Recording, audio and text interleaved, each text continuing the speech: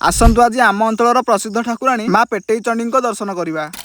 तो बर्तमान आम अच्छे गोटे पेट्रोल पंप रे एठू गाड़ी रे पेट्रोल फिल कर सारी आम आसी पहुंची गलु ओडगाँ रे। ओडगाँ आसबू आमर दलग छक थी मौसा दहीबरा खाइबुनु एटा तो केबे हेई परिबोनी। तो फटाफट 2 प्लेट दहीबरा आनी खाइलु। दहीबरा खाई सारी आम चलिलु आम यात्रा अभिमुखे। किछि समय आसिला पर देखिलु कि गोटे कार रो डिक्की खोली जाइछि। से कार टी सेमिति डिक्की खोला हेकि ही चलीछि। तो कार चलाउथिबा भाई को कहिला को जणा पड़िला कि तार डिक्की लॉकटा ही भांगी जाइछि। बाकी शरण कूल रे थिबा एई मंदिर रो व्यूटा मते बहुत भल लागे। एमिति किछि समय यात्रा करि साला पर आम आसी पहुंची गलु नयागढ़ मार्केट रे। आ नयागढ़ आम आसीचु किछि छोटो मोटो काम पई जोटा कि आपण वीडियो माध्यम देखने प्रथम तो आम पळे आसिलु यामाहा शोरूम को कहीं आम जो गाड़ी आसीचु से गाड़ी सर्विसिंग करबार अछि। तो गाड़ी को सर्विस सेंटर रे देकी मु पळे आसिलि टिके शोरूम आड़े गाड़ी देखिया पई। गाड़ी सर्विसिंग सरिया पई तो बहुत टाइम लागिवो। ता भितरे मु टिके एक्सप्रेस बाजार आड़े बुलिया पई पळे आसिलि। आ एठी एते सुंदर सुंदर कलेक्शन रखाई जे ए सब देखला परे मो मन आ रहिलानी। तो मु भी गोटे पैंट आ टी शर्ट किनि देली। ता भितरे आम टका गाड़ी को सर्विसिंग करी धुआ धुई करी पूरा चकाचक करी आनिछि। नयागढ़ मार्केट रे तो सब काम सरिला। एबे आमे चालिलु आम गां को। किछि समय यात्रा करि सारला परे रास्ता रे आमे अटकिलु मां पेटेई चंडी को दर्शन करिया पई। तो आ लेट न करी फटाफट मां को दर्शन सारिलु। आ ब्लॉग जदी टिके भी भल लागिथिबो तो गोटे फॉलो मार देई जीवो।